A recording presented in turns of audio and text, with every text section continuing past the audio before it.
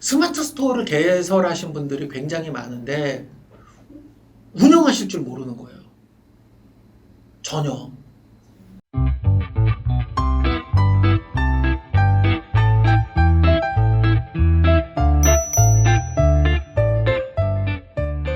을 하려면 갖춰야 할 것. 여러분들은 지금 이미 사업자를 다 내셨는데 이 영상을 보시는 분들 중에는 아직 사업자를 안 내신 분들이 있을 수 있어서 다시 한번 좀 짚고 가려고 합니다. 온라인 유통을 하려면 뭐가 있어야 돼요? 당연히 사업자 등록증 있어야 되고 상품 있어야 되고 팔 곳이 있어야 되잖아요. 아주 당연한 이야기를 하는 거예요. 굉장히 당연한 이야기지만 이게 막상 처음에 창업을 계획하시는 분들하고 이야기를 해보면 당연한 이야기가 아니고 사업자 단계부터 막히시더라는 거예요. 그래서 다시 한번 좀 짚겠습니다. 사업자 등록, 일반 간이, 법인 이렇게 있는데 아까 제가 여기 강의하기 오기 전에 그 문의 우리 단톡방에 올라와 있는 걸 보니까 간이가세자 분인데 거래처에서 대량으로 사셨나 봐요. 세금계산서를 발행해 달라고 했대요. 어떻게 해야 돼요? 바로 여기서부터 막힌다는 거죠. 바로 여기서부터. 지금 여러분들이 상품을 팔 때 대부분 여러분들이 소비자 입장에서 상품을 바라봐요. 그렇죠? 내가 소비자로 살 때 생각해서 내가 팔 상품을 고른단 말이죠. 그런데 그렇게 하면은 안 되는 거예요. 여러분들 상품을 사는 거는 소비자들이 사기도 하지만 실제 매출이 많이 발생되는 거는 납품이에요. 납품. 요즘에 뭐가 많이 납품될까요? 요즘에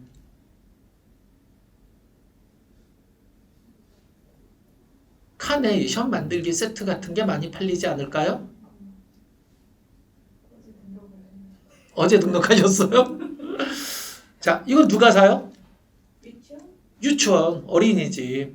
그럼 거기는 매입했다는 증빙이 있고 세액공제를 받아야 돼요. 부가가치세 공제를. 간이가세자는 세금계산서를 못 끊기 때문에 구매하는 사람 입장에서는 10% 환급을 못 받는 거죠. 그럼 어떻게 해야 돼요?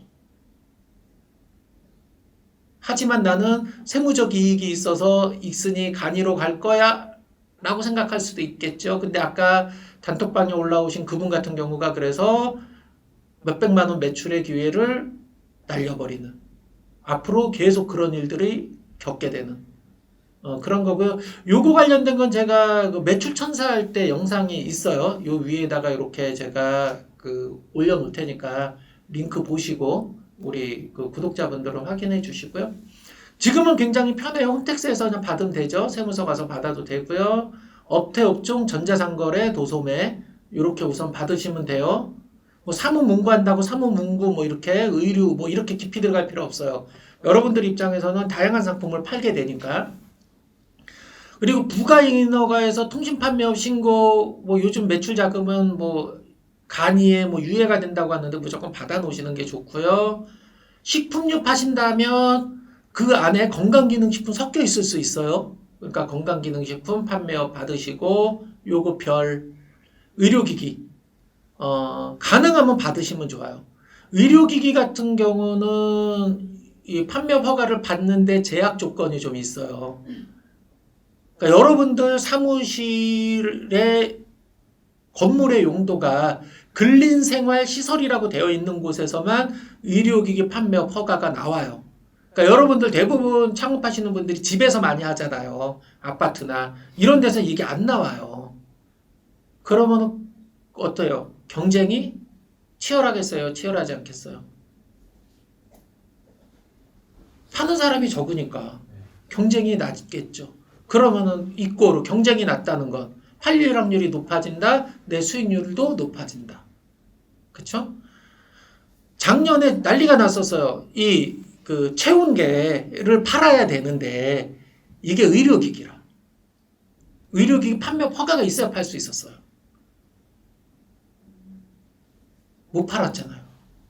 굉장히 많은 부분들이. 네. 지금 여러분들이 있는 공간, 지금 요 자리, 여기는 의료기기 판매 허가가 나오는 자리.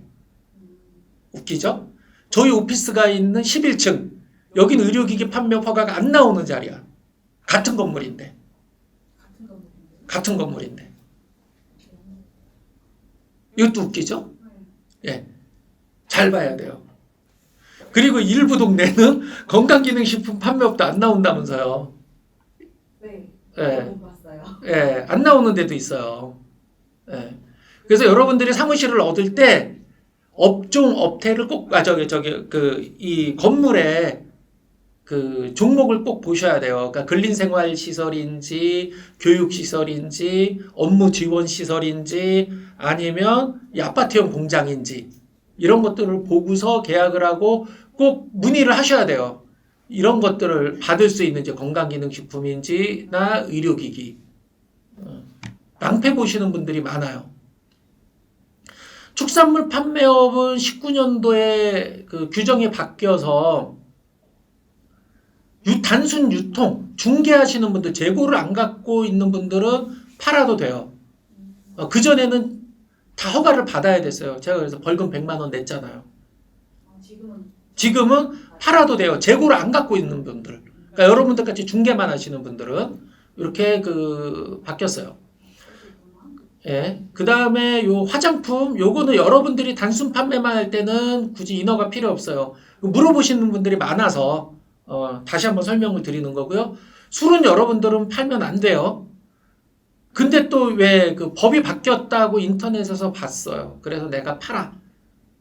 뭐 이렇게 생각하시는 분들이 있는데, 전통주 제조업 관련한 허가가 있어야 되고, 그것과 관련된 라이센스가 있어야지 온라인에서 팔 수 있어요. 단순 유통 안 돼요. 아셨죠? 예. 예, 그래서 여러분들은 사업자 등록 낼 때 간이가세자일 경우 납품을 못할 수 있다는 거 머릿속에 담아두시면 되고, 통신 판매업, 건강기능식품은 필수적으로 가져가시고, 가능하면 의료기기 요거 받으면 좋고, 축산물은 재고 안 갖고 팔면 유통할 수 있다. 예. 요거 계란, 생계란 같은 경우, 뭐 이런 거, 갈비 세트 이런 거 파실 수 있다는 얘기예요. 화장품 이런 거 파는데 인허가 필요 없고, 술은 안 된다. 담배 당연히 안 돼요. 네. 자, 그리고 사업자 통장 개설 반드시 해야 된다. 사업자 등록증 갖고 바로 사업자 통장 개설하고요. 처음에 한도 계좌로 묶입니다. 출금이 제한되죠. 하루에 뭐 20만 원, 30만 원. 근데 이거 급하게 풀려 하지 마세요. 그러니까 은행마다 달라요. 뭐 거래 명세표만 가져가면 되는 게 있고요. 매출 매입 세금 계산서 제출하라는 데가 있고요. 그 다음에 그 화곡동 유통단지라든지 뭐 요런 근처, 가령 전자상거래 업이 많이 몰려 있는 곳은 G마켓에서 주문 들어온 내역 화면 캡처해서 보내주기만 해도 풀어주는 데가 있고요. 또 어떤 데 같은 경우는 그 거래 내역, 특히 이제 우리 회사 같은 경우는 뭐 우리 회사에서 우리와 우리 뭐 이렇게 해서 서류 보내주면 은행에서 아직 매출이 발생 안 돼도 풀어주는 경우도 있어요. 예. 뭐 이렇게 다양하니까 처음에 뭐 풀려고 하지 마세요.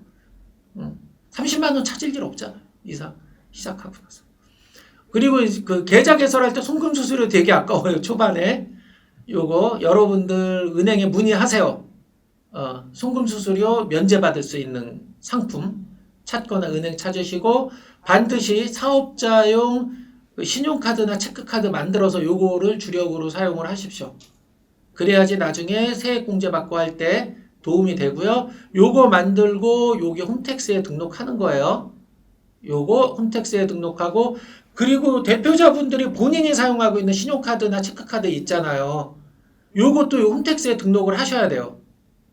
여기 들어가서 등록하는 데 있어요. 이렇게 쭉 등록하고, 그 다음에 또 현금 영수증 처리하고 해야 되니까 본인 핸드폰 번호도 등록하시면 돼요. 이렇게 다 등록해서 절세를 하실 수 있도록 이렇게 하면 됩니다. 자, 요거 관련된 영상 여기 이렇게 나와 있어요. 요거 여기다 이렇게 카드 이렇게 걸어 놓을 테니까 우리 매출천사편에 요거 보시면 됩니다. 팔 상품 아이템, 요게 숙명적으로 여러분들을 따라다니게 되는 거예요. 어떻게 구해요? 제조사, 유통사, 뭐 입장 다르겠죠? 여러분들은 여기네요. 초보 판매사, 그쵸? 어떻게 구할까요? 이렇죠. 난 아이템이 없어요. 맞죠? 소싱할래니, 상품을 사입할래니 어려워. 위탁도매 이용할래니 다 망한데, 남는 거 없대. 돈 못 번대, 그죠? 그래서 요즘 이제 많이 나오는 게 구매대행, 중국 구매대행 많이 해요. 근데 중국 구매대행을 이용하나, 위탁도매 상품을 파나, 결국 출고지가 어디냐의 문제이지, 중국에서 오는 거냐, 국내에서 출고되는 거냐의 문제이지, 모든 프로세스는 동일해요. 다만 구매대행 같은 경우 저희도 구매대행 쪽 상품이 뭐 몇만 개가 들어있는데 그냥 중국에서 출고되는 상품이에요. 파시는 분 많지 않아요. 여러분들 우리 구매대행 상품 올려서 파시면 경쟁이 낮기 때문에, 그리고 어느 정도 딱 검증이 됐어요.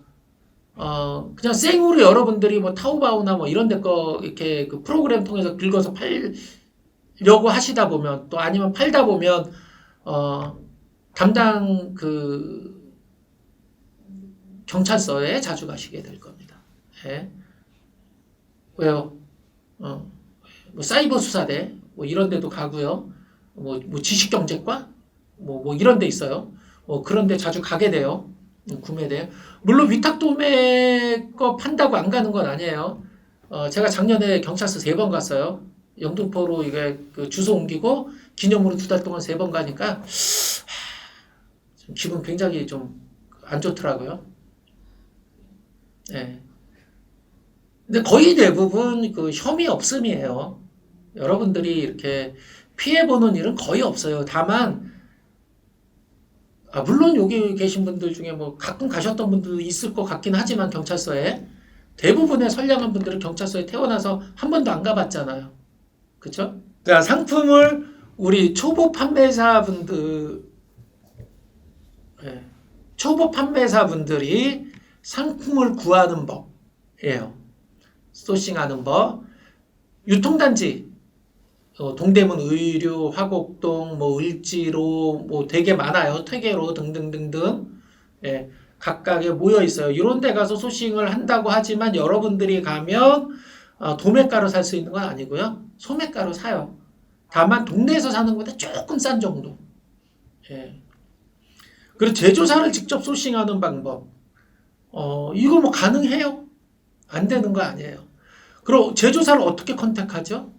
그러니까 제가 컨택할 때는 어떻게 했냐면, 네이버에서 검색해요. 그러면 쇼핑몰들이 나와요. 그 중에 상품 수가 작고 디자인 상태가 좀 좋지 않은 데를 가요. 그럼 제조사에서 만들어 놓은 쇼핑몰들이 쭉 있어요. 관리 상태가 되게 안 좋은. 예, 그럼 이제 검색을 해보죠. 그리고 연락을 합니다. 너무 감사해요.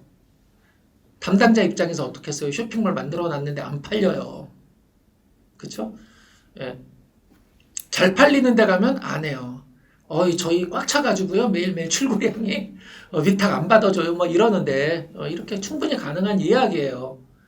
그럼 제가 왜 쇼핑몰이 있는 곳이라고 얘기를 했냐면, 일반 제조사 홈페이지만 있는 곳이 있어요. 그런 경우는 상세 설명이 없는 경우가 많아요. 그럼 여러분들 돈으로 만들어야 돼요. 팔릴지 안 팔릴지 모르는 상태에서. 근데 쇼핑몰이 있다는 건 상세 설명을 일단 만들었다는 거잖아요. 네, 그래서 그렇게 제가 초기에 많이 소싱을 했습니다. 그리고 제가 주로 소싱했던 건 전시회 다니는 거예요. 지금 코로나 때문에 전시회가 좀 활성화 안 돼 있고 여러분들도 다니기 좀 꺼리실 텐데 지금 좀 다니세요. 오히려 사람이 많지 않아서 쾌적하고요. 좋은 대우를 받을 수 있어요. 명함 하나 파가지고 다니시면 여러분들은 지금 쇼핑몰 다 만들었잖아요. 그 쇼핑몰 이름으로 주소 넣어서 명함 파갖고 다니시면 소싱 됩니다. 왜? 그 사람들이 쇼핑몰 검색했을 때 지금 상품 많이 올려놓으셨죠? 그쵸? 예, 그러면은 그냥 돼요. 예. 그리고 요 온라인 도매를 활용하는 방법도 있어요. 근데 온라인 도매 상품이 너무 많기 때문에 여기서 또 발굴을 해내야 된다라고 말씀드렸어요. 그쵸? 예. 야, 전제는 초보 판매사가 아이템을 구할 수 없을 때 온라인 도매사를 이용해라. 그래서 여러분들이 이 자리에 앉아 계신 거죠. 여기서 조금 익숙하고 상품 보는 눈이 생기면 전시회 가시고 전시회에서 제조사를 만날 수도 있고 아니면 직접 검색해서 제조사를 만나는 방법도 있어요. 그리고 수입 상품들은 요 화곡동이나 이런 유통단지에 가면 동일하거나 유사한 상품들을 찾을 수 있어요. 그러면 온라인 도매사에서 사는 것보다 최소한 20% 이상 싸게 살 수 있어요. 대신 여러분들이 배송을 해야 되고 여러분들이 보관해야 된다는 단점이 있기는 합니다. 팔 곳이에요. 여러 채널들이 있죠. 종합 쇼핑몰, 전문 쇼핑몰, 오픈마켓, 옛날 소셜 커머스, 쿠팡팀은 유메프라는 곳도 있고 복지 폐쇄몰도 있고 SNS도 있어요. 그렇죠? 제가 권해드리는 건 일단 쇼핑몰부터 만들고 시작하자라고 권해드렸어요. 그래야지 쇼핑몰이 있다면 이런 일들을 할 때 되게 쉽다. 상품을 소싱할 때 실체가 있으니까. 근데 막 오픈마켓에서만 팔고 뭐 여기서만 팔면 내가 제조사나 나에게 상품을 공급할 사람한테 내가 어떤 사람이냐라고 하는 걸 알리기가 쉽지 않은 문제가 있다. 그래서 해보니 요거부터 시작을 하시고 만들어 놓고 그 다음에 요거 만들면서 굉장히 우여곡절을 많이 겪으셨죠. 그죠? 예. 그리고 여기서 발생된 나의 고객들을 다 이리 몰아라. 시간을 가지고 꾸준히 이리 다 전환을 시켜라. 그럼 나의 고객이 된다. 라고 하는 거고요. 오픈마켓 여러 개가 있고요. 소셜 커머스 있어요. 옥션지 마켓, 그 다음에 인터파크 11번가, 쿠팡, 티몬, 유메프가 있는데 뭐가 없어요 여기? 뭐가 하나 없네요? 응? 네이버가 없어요? 그렇지. 우리가 지금 뭐 하는 시간이에요? 그렇지. 슬기로운 스마트 스토어 생활이잖아요. 근데 여기에 스마트 스토어가 없네요. 왜 없을까요? 스마트 스토어를 빼놓은 거는 스마트 스토어는 오픈마켓이라고 볼 수가 없는 여기에 가까운 예요. 제가 이따 다음 시간에 스마트 스토어의 특징에 대해서 그다음에 구조에 대해서 설명을 드릴 건데 오픈마켓이라고 하기에는 애매하고 전문 쇼핑몰이라고 하기에는 너무 또 종속적인 그런 애매한 포지션에 있고 따라서 오픈마켓에 판매하는 방식대로 팔면 안 된다. 또 전문 쇼핑몰처럼 운영하기에는 조금 부족함이나 자유도가 좀 떨어진다. 그래서 여기에 넣지 않았어요. 따로 떼서 설명을 해야 되기 때문에. 판매하는 방식이나 운영하는 방식이 다르기 때문에 요 구조와. 근데 그게 이번 시리즈가 됐네요. 이게 1년 전에 기획한 걸까요? 그거는 아니고요. 따로 좀 시간을 가져야 되겠다는 생각은 했는데 이렇게 긴 시리즈를 생각하지는 않았어요. 한 4시간 정도로 좀 진행을 하려고 했는데 작년에 제가 재취업 기간에서 좀 강의를 해달라 그래서 꽤 오랜 시간 했죠. 한 10몇 시간을 진행을 했는데 스마트 스토어를 개설하신 분들이 굉장히 많은데 운영하실 줄 모르는 거예요. 전혀. 그냥 상품만 등록해 놓으신 거예요. 그리고 안 팔린다 그러는 거예요. 그래서 원래 강의안을 다 걷어내고 그분들의 스마트 스토어들을 분석해 주기만 했어요. 거의 한 절반 정도를. 그렇게 쭉 분석을 해주다 보니까 이게 제가 생각했던 것보다 그 기본에 좀 충실하지 않구나. 그러니까 원리에 대한 이해들이 굉장히 좀 안 돼 있구나라고 생각을 하고 제가 그 교육 영상들이나 이런 걸 리뷰를 해보니까 상품에 너무 몰입되어 있더라. 실제 이분들한테 필요한 거는 우리 요 쇼핑몰 만들 때 스토어 세팅하는 거 되게 어려웠잖아요. 그쵸? 스마트 스토어도 여기에 가깝다 그랬잖아요. 스토어를 세팅을 제대로 해야 되잖아요. 그리고 어때요? 전문 쇼핑몰은 나의 고객이라고 하는 게 있죠. 오픈마켓은 나의 고객이 없어요. 왜? 이 사람들의 거니까. 그쵸? 근데 스마트 스토어는 나의 고객을 가져갈 수 있죠. 달라야 되거든요.